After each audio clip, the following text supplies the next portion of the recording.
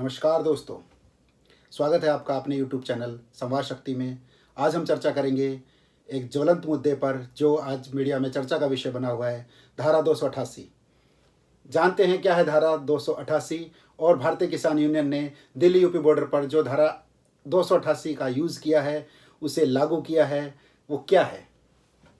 बड़ा ही इंटरेस्टिंग ये टॉपिक रहेगा। मैं चाहता हूँ कि पूरी जानकारी के लिए इस वीडियो को आप शुरू से अंत तक जरूर देखें, ताकि आपको पता चले कि धारा 288 क्या है और इसे भारतीय किसान यूनियन ने क्यों लागू किया है दिल्ली यूपी बॉर्डर पर। तो देखिए, धारा 288 का अस्तित्व आज से 32 साल पहले, जब ऐतिहासिक किसान आंदोलन दिल्ली के वोट क्लब नई दिल्ली में हुआ और वहाँ ऐतिहासिक किसान मोर्चा पहुंचा, तो किसानों के अगुवा चौधरी महेंद्र सिंह टिकैत ने पहली बार भारतीय किसान यूनियन की तरफ से धारा 288 का उपयोग किया और धारा 288 लगाने के बाद किसानों ने वहाँ पुलिस की धारा 144 के जवाब में अपनी इस धारा का इजाद किया था, जो पुलिस को अपने अधिकारों के तहत रहने के लिए और किसानों को अपनी हद में रहने के लिए एक शांतिपूर्वक आंदोलन को जारी रखने के एक तरीका, शांतिपूर्वक तरीका खोजा गया था। आज 32 साल बाद वही धारा 288 दिल्ली यूपी बॉर्डर पर किसान आंदोलन में दोबारा से इम्पोज की गई है, लगाई गई है।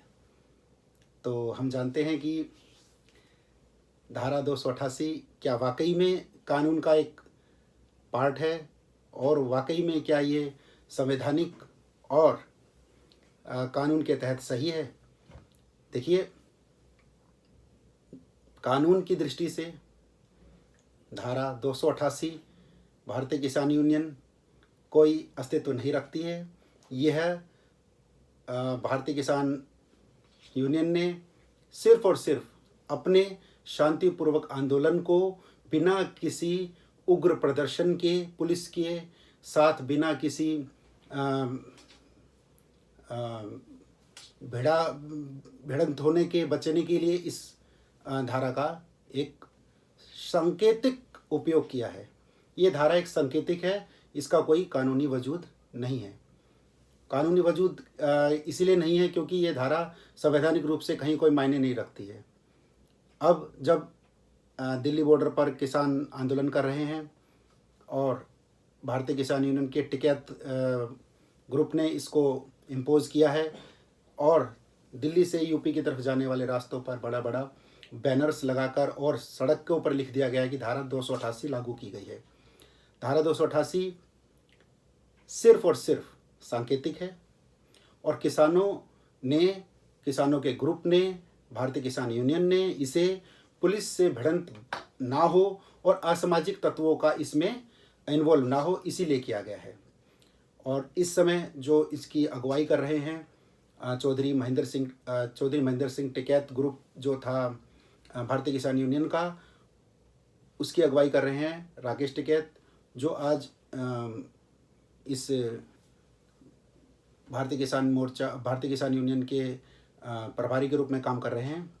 तो आज हम जब उनसे बात की है और उन्होंने मीडिया में अपनी प्रेस रिलीज़ जारी की है, तो उसमें साफ साफ कहा गया है कि धारा 288 जो लागू की गई है वो सिर्फ और सिर्फ शांतिपूर्वक आंदोलन को आगे बढ़ाने के लिए किया गया है, ताकि पुलिस अपनी हद में रहे और किसान एक हद तक अपना प्रदर्शन शांतिपूर्वक तरीके से कर पाएँ। क्यों? यदि पुलिस धारा 144 लागू करती है तो 3 से ऊपर लोगों का जुटना वहाँ पर इम्पॉसिबल हो जाएगा।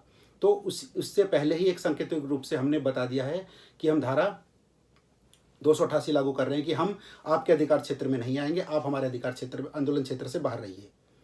तो ये कोई कानूनी धारा नहीं है, ये एक सांकेतिक धारा है और भारतीय किसान यूनियन ने इसे 32 साल पहले दिल्ली में यूज़ किया था, आज फिर से इसे यूज़ कर रही है, उपयोग कर रही है। तो इस बारे में बहुत से लोगों के मेरे पास फ़ोन आए थे, जानकारियाँ चाह रहे थे कि क्या है धारा 288, क्या है, क्या ये कानूनी है, क्या नहीं है।